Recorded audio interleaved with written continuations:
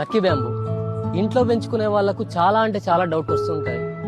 ఏంటంటే కొన్న ఒక 1 month కి ఎల్లోగా స్టెమ్స్ అయిపోయి మొత్తం ఫంగస్ వచ్చి ప్లాంట్ అనేది పాడైపోతుంది అని చెప్పేసి. దానికి చాలా కారణాలు ఉంటాయి.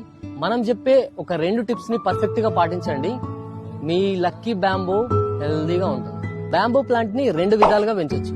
ఒకటి వాటర్ లో పెంచొచ్చు, 2 కోకోపీట్ ఆర్ రెడ్ సాయిల్ లో కూడా పెంచుకోవచ్చు. వాటర్ లో పెంచితే కొంచెం మెయింటెనెన్స్ అనేది ఎక్కువగా ఉంటుంది. వాటర్ చేంజ్ చేయడము, వీక్లీ వన్స్ దాన్ని క్లీన్ చేయడము. వాటర్ ని కూడా మనము ట్యాప్ వాటర్ ని యూజ్ చేసాం అనుకోండి, దాంట్లో pH లెవెల్ ఎక్కువ ఉంటుంది. సాల్ట్ ఉండడం వల్ల దాని స్టెమ్స్ మొత్తము ఎల్లో అయిపోయి పాడైపోతుంది అనమాట.